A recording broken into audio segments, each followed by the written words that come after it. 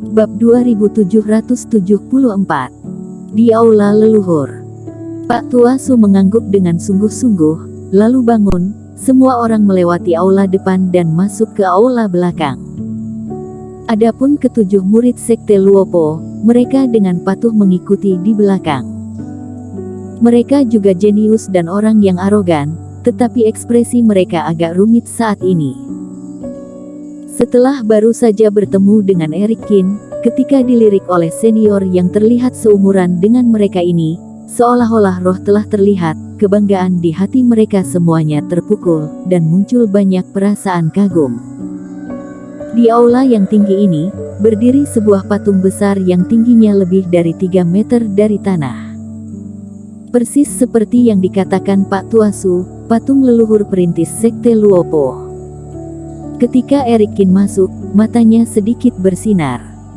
Di istana ini, seolah-olah tidak ada apa-apa, ada semacam aura emas yang mengalir. Setelah memasuki tempat ini, dia dapat dengan jelas merasakan bahwa unsur sumber energi emas dalam hati kebenaran Taoisme memiliki tren musim semi.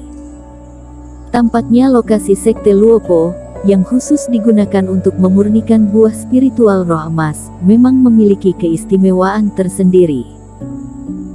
Teman kultivator Kin, leluhur perintis sekte Luopo kami, saat itu berada di jalur pegunungan roh emas, dan mendapatkan banyak buah spiritual roh emas, dan setelah pergi, dia duduk bersila berkultivasi di tempat gunung tandus ini. Pak Tua Su memperkenalkan. Pada waktu itu, dikatakan bahwa leluhur perintis duduk di sini selama 5 hari 5 malam, menghabiskan ratusan buah roh emas, dan akhirnya menyadari unsur sumber energi emas yang kuat. Sejak saat itu, dia menembus segalanya, kemudian melonjak ke langit. Jadi setelah leluhur perintis menjadi terkenal, dia menolak ajakan beberapa kekuatan besar, beliau kembali ke tempat ini untuk mendirikan sekte Luopo, dan memasukkan pencerahan unsur sumber energi emas ke dalam patung ini. Sejak itu, keturunan sekte Luopo kami, selama menyerap buah roh emas di kuil ini, maka akan menerima berkah dari aura ini. Meskipun ini tidak termasuk mendapatkan 2 kali hasil dengan setengah usaha, itu juga mendapatkan keuntungan jauh lebih banyak daripada dunia luar. Hanya saja tempat ini tidak pernah terbuka untuk orang luar, dan teman kultivator Kin adalah yang pertama.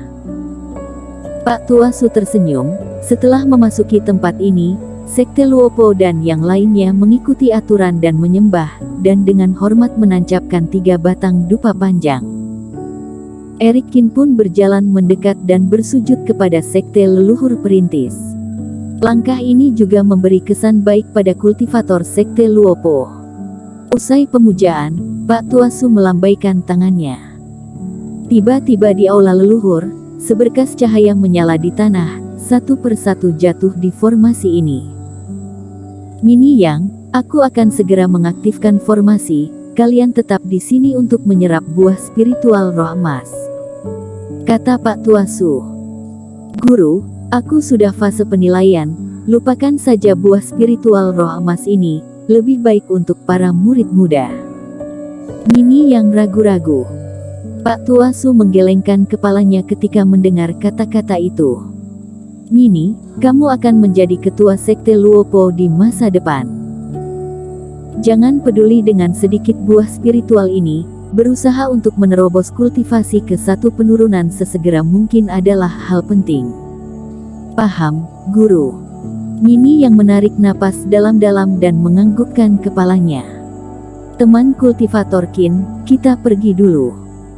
Usai penjelasan, Pak Tua Su tersenyum pada Eric Kin, dan perlahan keluar dari aula leluhur bersama para sesepuh. Tetua, teman kultivator Kin berbudi kepada sekte kita, aku memintanya untuk membuat pengecualian baginya untuk memasuki aula leluhur. Jika ada yang tidak puas, aku bersedia menerima hukuman apapun. Setelah keluar, Pak Tua Su berkata dengan serius. Ketua sekte, apa yang kamu bicarakan? Jika tidak ada teman kultivator Kin, kalian berdua dalam bahaya, bagaimana mungkin kami tidak tahu benar dan salah? Semua tetua menggelengkan kepala. Tapi aku hanya tidak tahu, kali ini buah spiritual roh emas sudah cukup, tapi berapa lama murid-murid ini bisa bertahan di aula leluhur? Dan juga Tuan Qin, yang memiliki kekuatan seperti itu di usia yang begitu muda, dia pasti sangat berbakat. Semua orang, termasuk Pak Tua Su, memandang aula leluhur dengan penuh harap. Saat itu, leluhur perintis Sekte Luopo duduk di formasi ini dan memahami sumber energi unsur emas selama 5 hari 5 malam. Akibatnya, kultivasi melonjak. Meskipun tidak semua orang bernasib sama dengan leluhur perintis, berapa banyak buah roh emas yang dapat diserap dalam formasi juga mewakili tingkat kultivator dalam unsur sumber energi emas. Saat ini, aula leluhur telah dipenuhi dengan Reiki, menyelimuti tempat ini sepenuhnya. Tidak ada yang bisa memasukinya sekarang, hanya kultivator yang pergi karena dia tidak dapat melanjutkan pencerahan. Namun, tidak ada sesepuh yang pergi, mereka tetap berada di luar aula leluhur dan menunggu. Sebagai sekte kecil, Sekte Luopo tidak memiliki banyak urusan. Apalagi pemahaman di aula leluhur ini terkait dengan masa depan sekte, urusan apa yang bisa lebih penting dari hal ini. Jadi dalam beberapa hari ke depan, semua orang akan menjaga di sini untuk menghindari kecelakaan. Saat ini, di dalam aula leluhur, Eric Qin juga sangat tertarik melihat gelembung cahaya di formasi. Posisi gelembung cahaya ini terhuyung-huyung, menyisakan banyak ruang di antara masing-masing. Dan begitu seorang kultivator duduk, tirai tipis akan muncul di sekeliling gelembung cahaya, menutupi posisinya sepenuhnya. Dengan kata lain, meskipun semua orang tercerahkan di aula yang sama, mereka tidak akan diganggu satu sama lain, dan masing-masing dapat berlatih dengan tenang. Teman kultivator Qin, formasi akan segera dimulai, kata Mini Yang. Eric Qin mengangguk, dan baru saja menemukan tempat untuk duduk. Sekelompok tirai tipis melonjak dari sekeliling, seperti sebuah ruangan, membungkus Eric Qin di dalamnya. Meskipun deteksi orang lain diisolasi, aliran emas khusus dalam formasi ini tidak terpengaruh sama sekali. Tidak lama setelah semua orang duduk, formasi leluhur Sekte Luopo ini benar-benar aktif. Seluruh aula diselimuti cahaya, dikelilingi rapat. Di aula utama, patung batu Sekte Luopo leluhur perintis tiba-tiba bersinar terang. Putaran aura emas terbang seperti ikan berenang, terbang keluar dari patung batunya, dan berputar-putar di aula terus-menerus. Cahaya ini tidak mengandung aura sumber energi, tetapi dengan ritme tertentu yang unik, seluruh aula terbungkus dalam suasana khusus. Tinggal di dalamnya, bahkan jika tidak menelan buah spiritual roh emas, juga dapat merasakan bahwa kamu memiliki wawasan dan pemahaman baru tentang sumber energi elemen emas. Itu adalah aura temperamen Taoisme. Ekspresi Eric Qin bergerak sedikit. Pantas saja Pak Tua Su begitu heboh saat menyebut kejayaan Sekte Luopo saat itu. Tidak mudah bagi leluhur perintis untuk bisa meninggalkan pemahamannya sendiri tentang langit dan bumi dan mengubahnya menjadi aura temperamen Taoisme untuk memberikan manfaat pada junior. Meskipun Eric Qin juga memiliki pencapaian yang kuat di jalan api, bahkan teknik abadi mengandung temperamen Taoisme, tetapi jika minta dia untuk mengupas aura temperamen Taoisme ini dari teknik dan mengubahnya menjadi aura temperamen Taoisme sendiri, itu masih terlalu buruk. Jangankan meninggalkan temperamen Taoisme, bahkan dapat mencapai tingkat di mana dapat dibagikan kepada semua kultivator.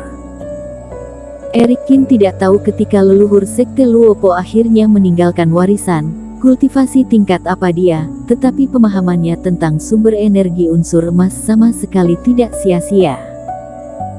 Pada saat ini, bahkan jika Eric Qin belum menelan buah spiritual roh emas, dia merasakan seluruh pikirannya, dan tanpa sadar mendekati ke arah elemen sumber energi emas. Setelah tenang, Eric Qin dengan cepat mengeluarkan buah spiritual roh emas, lalu menggigitnya. Cairan spiritual yang penuh, langsung berubah menjadi aura, mengalir ke anggota tubuh. Aliran aura sumber energi membanjiri laut kesadaran Erikin. Setelah menelan semua buah spiritual roh emas dalam beberapa suap, Erikin duduk dan memejamkan mata. Ayo mulai. Bersambung.